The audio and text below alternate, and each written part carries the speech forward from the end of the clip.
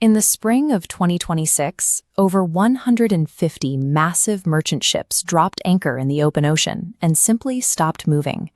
This chart tracks the immediate impact of those idle ships.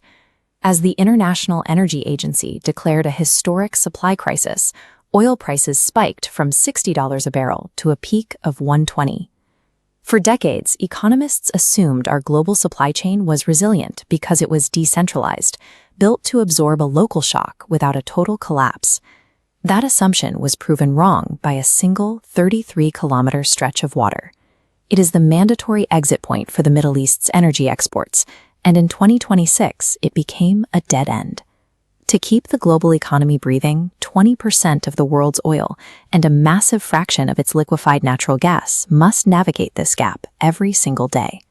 To see how the entire global economy was brought to a standstill, we have to look at the anatomy of this maritime choke point, the Strait of Hormuz.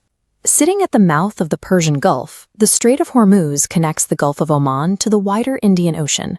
The geography here perfectly pinches the flow of maritime traffic. You might remember when a massive container ship got stuck in the Suez Canal, halting trade for days. It was a major disruption, but the Suez has a failsafe. If blocked, ships can detour around Africa to reach their destination.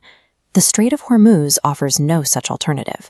If you are moving oil out of Saudi Arabia, the UAE, Kuwait, or Iraq, there is no other sea route out of the Gulf. This creates a direct crisis for the energy-hungry economies of China, India, Japan, and South Korea, which rely on this passage for 80% of their oil imports. Closing this 33-kilometer door creates an immediate energy deficit across the Eastern Hemisphere, placing massive strain on the power grids of the world's largest manufacturing hubs. Historically, friction in this region came from financial sanctions, measures that state actors can often bypass through complex banking workarounds. In February 2026, the situation moved from financial pressure to military strikes, involving the United States, Israel, and Iran. The Iranian Revolutionary Guard retaliated by boarding merchant ships and dropping sea mines directly into the primary transit lanes.